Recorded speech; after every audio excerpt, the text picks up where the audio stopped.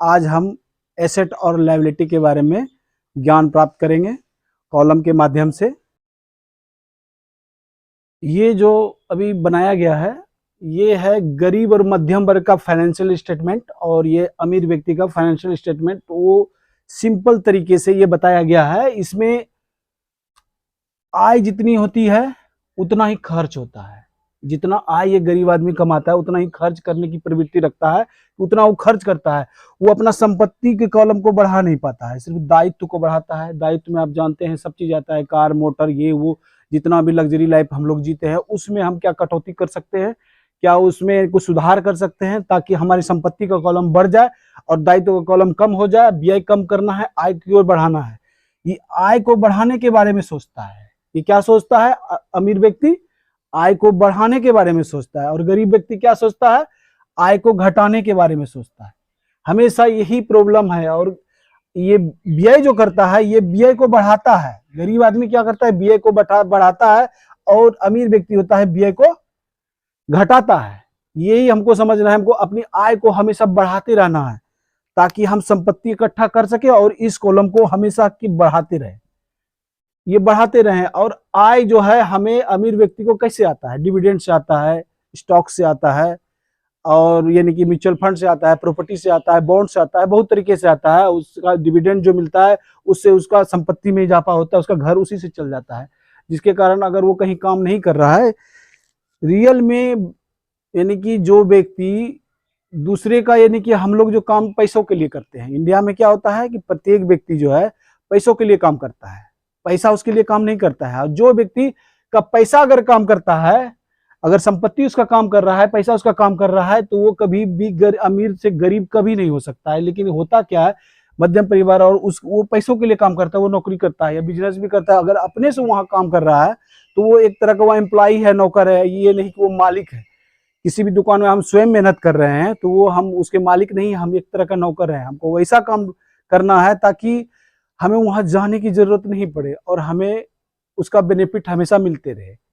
तब आप समझिए कि आप मालिक बने हैं किसी भी बिजनेस का, किसी भी यानी कि कंपनी का। आप तभी मालिक बन सकते हैं जब आप वहां नहीं जाते हैं और आपको धन उपलब्ध होते रहता है। तब आपको ये समझना है कि हमेशा अपने दिमाग को खुला रखना है कि हम अपनी आय को कैसे बढ़ाएं जिसके कारण ये संपत्ति बढ़े और संपत्ति हमको इतना कमा के दे जिसके कारण हमारा आय फिर से बढ़ सके। और ये प्रक्रिया हमेशा इसी तरह चलते रहे। इसी बीच में लग्जरी जो भी होता है, यानी कि दायित्व को हम खरीद सकते हैं। यानी कि भोजन, वस्त्र, आवास सबको आवश्यकता होती है, वो सबको नीड है सबका।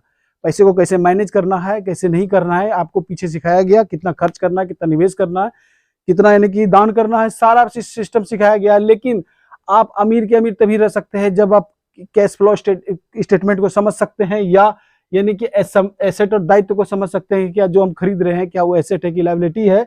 उसी में इसका कॉलम देखिए, गौर से इस चीज को देखिए कि ये क्या किया है कि अपना जो भी ये बराबर है, गरीब का जितना कमाता है उतना खर्च के बारे में सोचता है, संपत्ति ज्यादा बढ़ा नहीं सकता है, और दायित्व को जो है यानी कि वो बढ़ाते रहता है। मतलब बड़ा सा गाड़ी खरीद लिए, उसका यानी कि चार्ज, ईएमआई बहुत ज्यादा हो सकता है। यानी कि अगर आपका 1 लाख रुपया अगर तनख्वाह हो जाता है तो आप सोचते हैं कि चलो भाई लग्जरी लाइफ और जीते हैं, तो आप कोशिश अपना एक्सपेंस को बढ़ा लेते हैं। जो एक्सपेंस होता है आप इसको आय जैसे आय आपका बढ़ेगा आपका ये भी बढ़ जाता है। व्यय करने का आदत, ये इंडिया में प्रवृत्ति है कि आप अपना आय को बढ़ाते हैं। जैसे मेहनत करते हैं दूसरे के लिए, अगर आप घर खरीद लेते हैं ईएमआई पे, आप समझिए अपने लिए काम नहीं कर रहे हैं, आप बैंक के लिए काम कर रहे हैं। कोई भी चीज ऐसा खरीदते हैं, मतलब गाड़ी खरीदे, आपके पास पूरा संपत्ति नहीं था, आप उसको ईएमआई पे लेते हैं, तो आप समझिए कुछ दिन तक बन जाते हैं, उसके लिए काम करते हैं। आप अगर उसके लिए काम कीजिएगा तो आप अपना संपत्ति कॉलम को नहीं बढ़ा सकते हैं। अगर संपत्ति कॉलम नहीं बढ़ेगा तो आप फाइनेंशियली फ्री कभी नहीं हो सकते। आपको फ्रीडम तभी मिलेगा,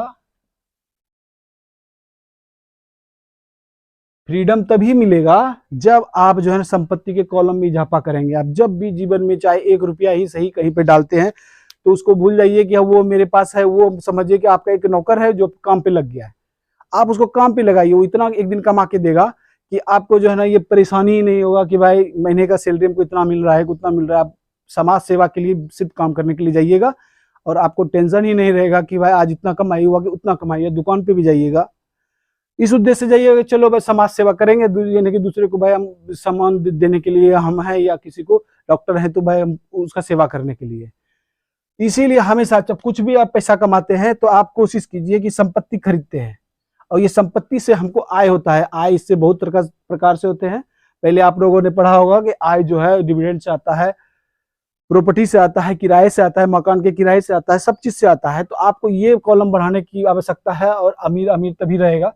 फाइनेंशियल स्टेटमेंट उसका साधारण है कि बस यहाँ पे देखिए ये बराबर है, आय जितना करता है उतना व्यय भी करता है, और ये आय को बढ़ाता है और व्यय को कम करता है, तो भी ये जीता है। ये संपत्ति को ध्यान नहीं देता है, दायित्व को बढ़ाना स्टार्ट करता है। लायबिलिटी जो है, जो हमें प्रॉब्लम क्रिएट करेगा, उसी पे बढ़ाता है। मध्यम परिवार बचत करता है लेकिन एफडी में कर दिया, सपोज दैट एफडी में कर दिया कि एफडी उतना बढ़ता है, जितना महंगाई बढ़ता है उतना ही बढ़ता है, इसलिए वो संपत्ति के साथ अपना सही व्यवहार नहीं कर रहा है। समझ, धन का समझ बहुत इंपॉर्टेंट है। हम लोग जो ये चैप्टर पढ़ रहे हैं ये धन के बारे में ही है।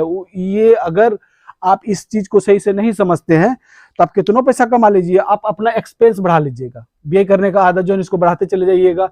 आय आपका नहीं लिमिटेड है, नहीं बढ़ सकता है। लेकिन अगर आय को बढ़ाने के बारे में सोचिएगा तो व्यय में जैसे कर रहे थे वैसा ही कीजिए। ऐसा नहीं कि ये बढ़ा तो ये भी बढ़ा लिए, तो हालत यही रहेगा, आपके पास दायित्व ज्यादा रहेगा। जब आपकी मृत्यु होगी तो आप सिर्फ बच्चों को बिल लेके जाइएगा कि इसका इतना कर्जा है, उसका उतना कर्जा है, उसका उतना कर्जा है। बहुत सा पैसा वाला लास्ट में गरीबी मरा। क्यों मरा? क्योंकि पैसे को मैनेज करने नहीं आता था। कोई व्यक्ति एक दिन में 1 करोड़ कमा रहा था, लेकिन जब मृत्यु हुई तो वो कर्ज देके गया अपने बच्चों को। ये हमें समझना होगा पैसे के साथ हम क्या कर रहे हैं, धन को जो है ना हम कैसे मैनेज करते हैं। ये बहुत बड़ा सब्जेक्ट है, इसको हल्के तौर पे सब कोई लेता है, लेकिन धन को समझना बहुत इंपॉर्टेंट है।